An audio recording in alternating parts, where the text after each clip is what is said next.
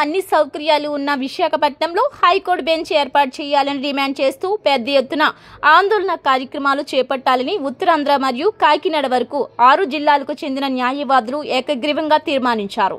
ఆదివారం జిల్లా కోర్టు ఆవరణలోని నూతన బార్ అసోసియేషన్ సమావేశ మందిరంలో విశాఖపట్నం బార్ అసోసియేషన్ అధ్యక్షులు బేవర సత్యనారాయణ అధ్యక్షతన జరిగిన సమావేశంలో శ్రీకాకుళం, విజయనగరం, పార్వతీపురం, విశాఖపట్నం, అనకాపల్లి, అల్లూరి, కాకినాడ జిల్లాలకు చెందిన న్యాయవాదులు పెద్ద సంఖ్యలో పాల్గొన్నారు.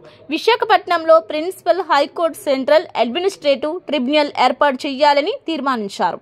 అడ్వకేట్ అమెండ్మెంట్ బిల్లును కేంద్ర ప్రభుత్వం ఉపసంహరించుకోవాలని, హైకోర్టు బెంచ్ కోసం పెద్ద ఎత్తున ఆందోళన కార్యక్రమాలు చేపట్టాలని తీర్మానించారు.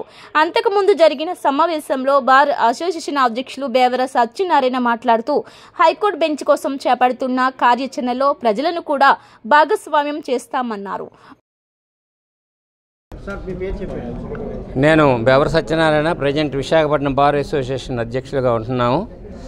ఈరోజు అంటే 23/2/25వ తేదీని ఈ విశాఖపట్నంలో ఉత్తరాంధ్ర న్యాయవాదులందరితో కూడా ఒక సదస్సు ఏర్పాటు చేసి విశాఖపట్నంలో హైకోర్టు ఏర్పాటు చేయవలసిన ఆవశ్యకత ఎంతైనా ఉంది కాబట్టి దానికోసం ఒక కార్యాచరణ రూపొందించి విశాఖపట్నంలో హైకోర్టు బెంచ్ ఏర్పాటు చేయమని డిమాండ్తో వివిధ జిల్లాల నుంచి అంటే పాత శ్రీకాకుళం, విజయనగరం, విశాఖపట్నం, ఈస్ట్ గోదావరి నుంచి చాలామంది న్యాయవాది మిత్రులు వచ్చారు.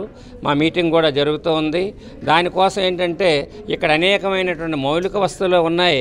అంతేకాకుండా ఈ విశాఖపట్నం అనేది చాలా ముఖ్యమైనటువంటి నగరం.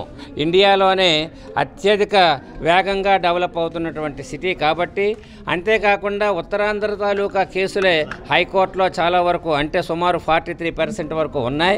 అంతేకాకుండా ఇచ్చాపురం నుంచి అటు విజయవాడ వెళ్ళాలంటే సుమారు 700-750 కిలోమీటర్లు జర్నీ చేసి అనేకమైన ఇబ్బందులు, వ్యయ ప్రయాసాలకి బాధపడవలసిన అవసరం ఉంది, పరిస్థితి ఉంది. కాబట్టి ఎట్టి పరిస్థితుల్లోని విశాఖపట్నంలో అనేకమైనటువంటి కంపెనీలు, కార్పొరేట్ బాడీస్, అలాగే ఇతరత్ర మౌలిక వస్తువులన్నీ ఉన్నాయి. విమాన ప్రయాణం, అటు షిప్పులు కానీ లేకపోతే ఇటు రైలు మార్గాలు కానీ లేకపోతే రోడ్డు మార్గాలు కానీ ఈ విశాఖపట్నం అన్ని విధాల అనుకూలంగా ఉంటుంది. దీనికోసం ఈరోజు ఇనీషియల్గా మీటింగ్ ఏర్పాటు చేశాం.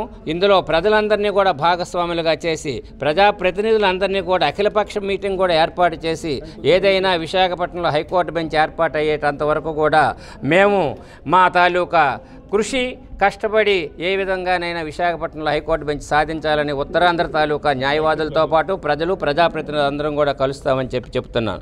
అంతేకాకుండా సెంట్రల్ అడ్మినిస్ట్రేటివ్ ట్రిబ్యునల్ అనేది స్టేట్ బైఫర్కేట్ అయినప్పటికి కూడా ఇంతవరకు ఏర్పాటు కాలేదు. ఇటీవల విజయవాడలో ఏర్పాటు చేస్తున్నట్టుగా ప్రభుత్వం వారు ప్రకటించారు. కానీ ఆ సెంట్రల్ అడ్మినిస్ట్రేటివ్ ట్రిబ్యునల్ అనేది విశాఖపట్నం కూడా కావాలని చెప్పేసి మా తాలూకా ముఖ్యమైనటువంటి డిమాండ్. మిత్రులందరూ కూడా ఇదివరకు మా న్యాయవాదులు హైకోర్టు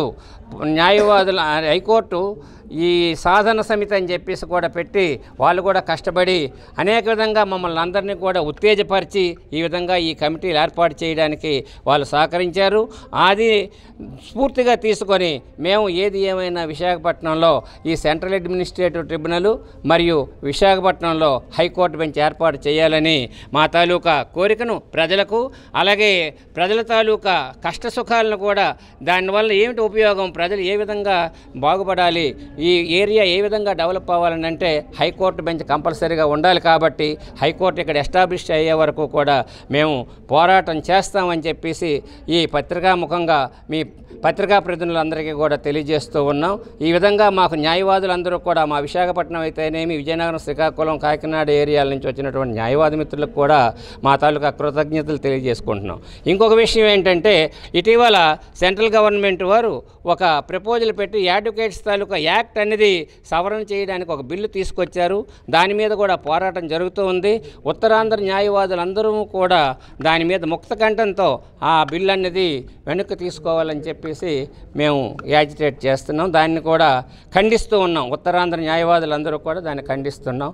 ఈ విధంగా వచ్చినటువంటి ఈ న్యాయవాదులకు, మీ ప్రెస్ రిపోర్టర్స్ అందరికీ కూడా హృదయపూర్వక నమస్కారాలు తెలియజేసుకుంటున్నాం. Thank you.